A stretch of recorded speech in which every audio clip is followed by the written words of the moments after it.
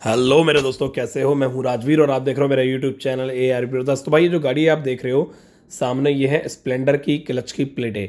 अब आपके मन में आ रहा होगा यार, स्प्लेंडर की क्लच प्लेटें तो बहुत कॉमन सी बात है, बट मैं आपके साथ एक चीज़ शेयर करता हूँ जो बहुत ज़्यादा आपके समझने में आसानी होगी। ये क्लच प्लेटें जो हैं ये सिर्फ 6000 किलोमीटर पर गाड़ी की ख़राब हो गई।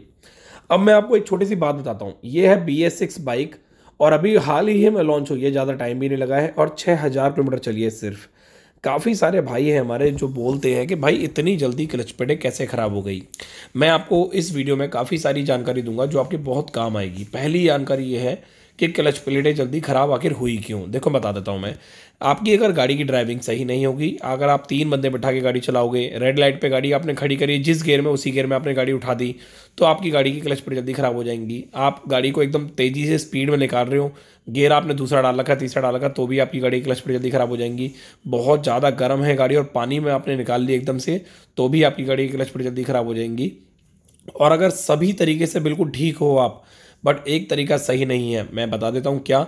जैसे BS6 जो बाइक होती है उसके अंदर एक थ्रोटल बॉडी होती है जिसको बोलते हैं हम क्या बोलते हैं, थ्रोटल बॉडी। जैसे कि थ्रोटल बॉडी बोलते हैं जिसको देसी भाषा में कार्बोरेटर भी बोल सकते हो आप, बट एक्चुअली में इसमें कार्बोरेटर नहीं आता है। कार्बोरेटर जो है वो हटा दिया गया है। अब थ्रोटल बॉडी में बहुत ज़्यादा गंदगी होती है। अब यहाँ पे मैं ये बात रोक रहा हूँ और ये बात मैं आपको बताऊंगा वीडियो के बीच में, जो कि आपके बहुत काम आएगी क्योंकि आप वीडियो स्किप नहीं करोगे इस बहाने। ठीक है भाई, अब मैं आपको आगे बताता हूँ। देखो, जैसे कि हमारी गाड़ी में गियर अटक रहे हैं, ठीक है। इस गाड़ी में शिकायत थी गियर अटकने की।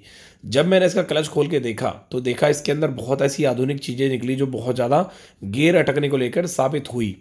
अब ये भी मैं बात यहाँ पे रोक रहा हूँ, उससे पहले मैं बताऊंगा थ्रोटल बॉडी के बारे में। यहाँ पे ये जो है थ्रोटल बॉडी आप देख रहे हो, ये होती है थ्रोटल बॉडी की लाइन। अब इस लाइन के अंदर जब हम गाड़ी रोड पर चलाते हैं तो वो बहुत ज़्यादा सेंसरों के ऊपर की तरफ ऊपरी भाग पर गंदगी जम जाती है, जिसे बोलते हैं हम डस्ट की लेयर जम जाती है।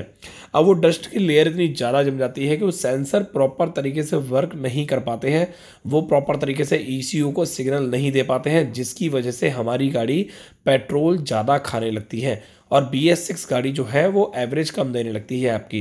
काफ़ी सारे लोगों को ये पता लगता है BS6 गाड़ी इसलिए है कि अब उसमें एवरेज कम नहीं होगी, बट ऐसा बिल्कुल भी नहीं है। अगर आपकी BS6 बाइक में थ्रोटल बॉडी की जो पूरी लाइन आप देख रहे हो, इसके अंदर डस्ट की लेयर अगर जम जाएगी तो आपकी गाड़ी में एवरेज और पिकअप ऑटोमेटिक डाउन हो जाएगा। अब यहाँ पे मैं एक बात आपको क्लियर करता हूँ जो आपके काम आएगी। वो क्या है, FI गाड़ी जो होती है, उस FI गाड़ी के अंदर थ्रोटल बॉडी को, अगर आपकी गंदी हो जाती है थ्रोटल बॉडी, तो उसे क्लीन कराना बहुत ज़रूरी होता है। थ्रोटल बॉडी 2 कारणों से बहुत जल्दी ब्लॉकेज होती है। पहला कारण होता है हमारी गाड़ी का एयर फिल्टर साफ टाइम से ना होना। एयर फिल्टर साफ टाइम से नहीं होगा, ऐसी कंडीशन में एयर फिल्टर हो जाएगा तो हमारी गाड़ी की थ्रोटल बॉडी बहुत ज़्यादा बुरी तरह गंदी हो जाएगी और वो बिल्कुल ब्लॉकेज हो जाएगी, ठीक है। तो हमें ये दिक्कत आएगी। अब यहाँ पे इससे क्या परिणाम होता है मैं आपको इसका भी बता देता हूँ। पहले मैं क्लियर करता हूँ दूसरा परिणाम। दूसरा परिणाम क्या है? दूसरा परिणाम ये है कि अगर आपकी थ्रोटल बॉडी 10,000 किलोमीटर गाड़ी चल चुकी है तो थ्रोटल बॉडी को क्लीन कराना जरूरी होता है। अब ये 2 चीज़ें क्लियर हो गई। अब तीसरी चीज़ मैं क्लियर करता हूँ। गाड़ी के गियर अगर आपकी गाड़ी के अटकते हैं, चाहे वो हीरो की कोई सी भी बाइक हो, चाहे वो BS4 हो, चाहे वो BS6 हो, तो ये जो आप देख रहे हो क्लच हॉजिंग के अंदर थोड़े से निशान आ जाते हैं। गाड़ी की क्लच पेड फूकने के बाद हम गाड़ी को ऐसे ही चलाते रहते हैं, चलाते रहते हैं, चलाते रहते हैं, जिसकी वजह से हमारी जो क्लच हॉजिंग होता है, ये जो आप देख रहे हो ये है क्लच हॉजिंग, इसके अंदर थोड़े से निशान पड़ जाते हैं। क्लच प्लेटें खराब होने की वजह से दबाव के कारण ये निशान पड़ते हैं। अगर आप चाहो तो ये निशान के ऊपर हल्की सी रेती लगवा के साफ करा सकते हो, जिससे जब हमारी गाड़ी रोड पर चलेगी तो क्लच प्लेटें फंसेंगी नहीं और आपकी गाड़ी के गियर भी बहुत स्मूथ काम करेंगे, जिससे आपकी गाड़ी में गियर अटकने की समस्या नहीं आएगी। ये समस्या जब भी आती है जब आपकी गाड़ी के क्लच हॉजिंग में हल्के से गड्ढे होंगे, निशान होंगे, या फिर आपकी क्लच प्लेटें फूक गई होंगी, या फिर आपकी गाड़ी का क्लच ज़्यादा लूज होगा, ठीक है। अब ये बात यहाँ क्लियर हो गई है। अब क्लच प्लेटें जल्दी फूकी कैसे, सारा कुछ सही होने के बाद भी, तो मैं आपको क्लियर करता हूँ। अगर आपकी गाड़ी की थ्रोटल बॉडी गंदी होगी तो आपकी गाड़ी में, आपको पता ही है आपकी गाड़ी थ्रोटल बॉडी गंदी है, आप प्रॉपर तरीके से आपकी गाड़ी एयर नहीं ले पा रही है, पेट्रोल ज़्यादा ले रही है, तो आपकी गाड़ी के इंजन पर पड़ रहा है लोड, जिसकी वजह से आपकी गाड़ी के क्लच के ऊपर बहुत ज़्यादा लोड पड़ेगा। क्योंकि आप भगाने की कोशिश करोगे, आपकी गाड़ी ओवर रेस करेगी, ओवर है करके भय करके चलेगी, बट आपकी गाड़ी भागने में पूरी सक्षम नहीं हो पाएगी और आपकी गाड़ी वाइब्रेशन पैदा करेगी, और उस वजह से हमारे उस टाइम पे क्लच प्लेटों पे लोड पड़ता है, जिसकी वजह से ये क्लच हाउसिंग जो अभी आपने देखा खिंचते हुए, इस पे लोड पड़ता है और ये कटने के चांसेस बढ़ जाते हैं और साथ में क्लच प्लेटें बहुत ही बुरी तरह फूक जाती हैं। तो यही एक सबसे महत्वपूर्ण कारण होता है क्लच प्लेटें खराब होने का। उसके अलावा अगर आप गाड़ी खड़ी करते हो, चलाते नहीं हो, एक दिन में 1 किलोमीटर 1.5 किलोमीटर भी नहीं चलाते, तो भी आपकी गाड़ी की क्लच प्लेटें फूकने के चांसेस बढ़ जाते हैं।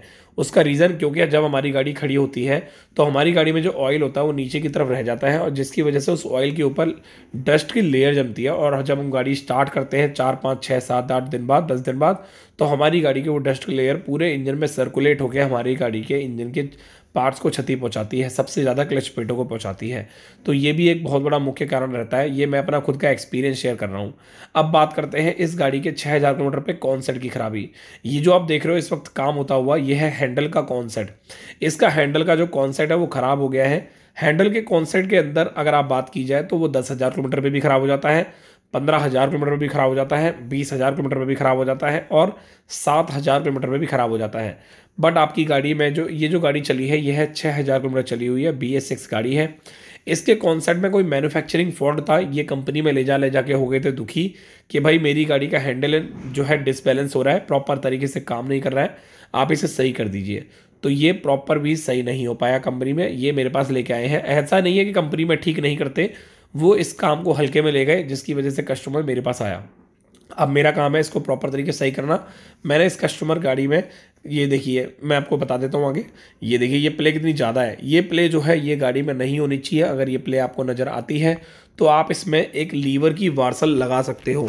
लीवर की वार्सल लगाना बहुत ज़्यादा ज़रूरी होता है अगर आप एक गाड़ी की सर्विस कर रहे हो। तो लीवर की वार्सल कुछ इस टाइप की होती है, जैसे कि सेम होती है, सेम इस टाइप की होती है, बहुत पतली वार्सल होती है। अगर आप 2 वार्सल लगाने की कोशिश कर रहे हो तो ना लगाएं, आपको नुकसान हो सकता है। आप सिंगल एक वार्सल लगाएं, और सिंगल एक वार्सल लगाने के बाद आप नट में ग्रीसिंग करके नट को टाइट कर दें, जिससे आपकी गाड़ी की लीवर की ग्रीसिंग मतलब प्ले जो है खत्म हो जाएगी। ये देखिए परफेक्ट हो जाएगी। लीवर की प्ले भी खत्म करना ही सर्विस का एक जरूरी महत्वपूर्ण हिस्सा होता है। अगर वो काम नहीं हो रहा है तो आप कंप्लेंट भी कर सकते हो अपने सर्विस सेंटर में, सर्विस वर्कशॉप मैनेजर को, कि भाई ये प्ले सही नहीं क्यों सही नहीं हुई है। उसके अलावा आपकी गाड़ी की बात करूँ मैं, ये अपना इसकी गाड़ी की कॉन्सेप्ट हैंडल बैलेंसिंग की, तो हैंडल बैलेंसिंग 2 प्रकार से होता है। अगर आपकी गाड़ी के व्हील बेयरिंग खराब होंगे तो भी आपकी गाड़ी का हैंडल बैलेंसिंग ठीक नहीं होगा। अगर आपकी गाड़ी के 2-3 प्रकार होते हैं, अगर आपकी गाड़ी के सोकर में प्रॉब्लम होगी तो भी आपकी गाड़ी का हैंडल बैलेंसिंग खराब होगा। कहने का मतलब ये है कि अगर आपकी गाड़ी में आगे के सस्पेंशन में कुछ भी ऐसा होगा जिससे आपकी गाड़ी के अंदर दिक्कत आ सकती है, तो बैलेंसिंग में सबसे ज़्यादा फर्क पड़ता है।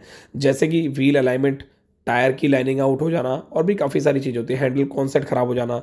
तो अभी इसके अंदर सारा कुछ ठीक था, सिर्फ कॉन्सेप्ट जो है इसका ख़राब हो गया था, जिसकी वजह से आपकी गाड़ी में कॉन्सेप्ट डालना पड़ा। अब इस गाड़ी के थ्रोटल बॉडी को क्लीन कर रहे हैं। थ्रोटल बॉडी को क्लीन करने का प्रोसेस मैं काफ़ी सारी वीडियो में बता चुका हूँ। आप गाड़ी के पीछे के जो एयर फिल्टर वाली पाइपलाइन है उसके हटा के और वहाँ से गाड़ी स्टार्ट करके वहाँ से WD-40 उसे दे सकते हैं।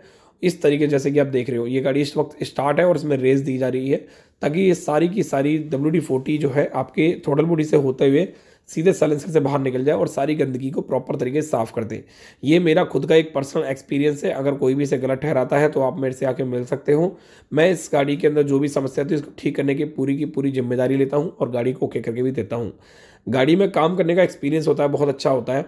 अब जैसे फॉर एन एग्जाम्पल, इस गाड़ी की हमने ट्राई ली और ट्राई लेके देखा तो इस गाड़ी के अंदर हमने देखा कि इस गाड़ी की रबड़े भी ख़राब हो गई है। जैसे ही हम इस गाड़ी में ब्रेक मार रहे हैं तो हमारी गाड़ी का हैंडल जो है वो बिल्कुल लूज टाइप का हो रहा है। मतलब हम ऐसा फील दे रहा है जैसे कि हैंडल आगे जा रहा है और बाइक पीछे रह जा रही है।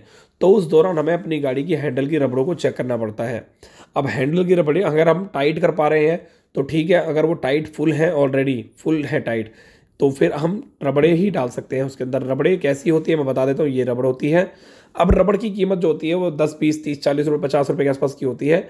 लेबर के साथ 50 रुपये में रबड़ हम डाल के दे देते हैं, ओरिजिनल रबड़ जो होती है। अब मैं आपको बताऊं तो रबड़, ये देखिए रबड़ बिल्कुल बुरी तरह फटी गई है, एकदम कट गई है, बहुत ही बेकार हालत में रबड़ हो चुकी है। अब आपके मन में ये डाउट आ रहा होगा कि सिर्फ 6000 किलोमीटर पर इस गाड़ी की ऐसी हालत क्यों हुई। तो ज़रूरी नहीं है आपने जो गाड़ी ली है वो आपकी गाड़ी शोरूम जैसी नहीं हमेशा रहेगी। आपकी गाड़ी के चलाने के ऊपर भी डिपेंड करता है और एक मैकेनिक जो काम कर रहा है सर्विस में सेंटर में उस पर भी डिपेंड करता है। तो अब सारे काम छोड़ के कस्टमर से मिलते हैं और एक फीडबैक लेते हैं। आप मेरी वीडियो को लाइक करके सब्सक्राइब जरूर करना। हो चुकी है। अब भैया जो है ट्राई लेने जा रहे हैं गाड़ी की, देखते हैं गाड़ी का फीडबैक कैसा देते हैं। ऋतिक भाई है भाई का नाम। काफ़ी दूर से हैं, भिवाड़ी से है ना भैया? बहादुरगढ़ से भाई काफ़ी ज़्यादा लोग आते हैं, क्या बात है। तो भाई ये बहादुरगढ़ से आए BS6 स्प्लेंडर लेके। कंपनी से सर्विस तो कराते थे पर कोई मज़ा नहीं आता था इनको, तो अभी देखो सर्विस कराई है मेरे पास इन्होंने, पूरा दिन लग गया। फाइनली भैया जो है हमारे आ चुके हैं। तो भैया कैसी चल रही गाड़ी वाली? एकदम मस्त, नई वाला फील आ रहा है जैसा होता है। क्या स्टार रेटिंग क्या देना चाहोगे 5 में से? 5 में से तो 5, पूरे 5। चलो थैंक यू भैया। मेरे तो सारी प्रॉब्लम, बिल्कुल सारी प्रॉब्लम। कौन सी प्रॉब्लम थी वैसे आपकी? गियर अटक रहे थे एक तो इसके, एक तो गियर अटक रहे थे और गियर अटक रहे थे, हैंडलिंग में इशू था। अच्छा। और इंजन में से आवाज़ आई। अच्छा, कभी आपने नोटिस किया आपकी गाड़ी तो सिर्फ 6000 किलोमीटर चली है, 6125 किलोमीटर चली है, तो आपने नोटिस नहीं किया इतनी जल्दी दिक्कत क्यों हो गई इतनी सारी? 3 बार गया था उसमें, कंपनी के पास। 3 तो इसके कंपनी वालों ने सही नहीं करी। नहीं, आपने मेरे को कुछ इशू बताया था कि कंपनी में एयर फिल्टर भी साफ नहीं कर रहे थे गाड़ी का। हाँ, वो सर्विस में पता नहीं इंक्लूड नहीं करते हैं क्या है, उन्होंने कराई नहीं। वैसे कायदे में एयर फिल्टर साफ तो होना चाहिए ना। मैं गया था जब इशू दिखाने तो उन्होंने बोला कि ये सर्विस में इंक्लूड होगा, फिर आपने बताया कि इसका एयर फिल्टर ही साफ नहीं है। हाँ वो तो है, एयर फिल्टर बहुत गंदा था यार। 6000 किलोमीटर के अकॉर्डिंग ऐसा लग रहा था एयर फिल्टर पहली बार खुला है। उधर इशू लेके तो वो सोल्यूशन ही नहीं देते कुछ, बस वो ऊपर मलाई की तरह देख लिया, बहुत है इतना, ऊपर अंदर का कुछ पता नहीं है। ऑयल चेंज करते हैं बस। अच्छा, ऑयल चेंज करते हैं। तो अभी फाइनली गाड़ी काफ़ी ज़्यादा अच्छी हो गई है भैया, मज़ा आ रहा है चलाने में। सर्विस टाइम से कराना है, ठीक है भैया? कोई दिक्कत है, परेशानी है, पूरी जिम्मेदारी हमारी है। कोई भी दिक्कत है कि हमारी टेंशन है, हमारी जिम्मेदारी, ठीक है भैया? मिलते हैं आपसे next time. Thank you. Okay.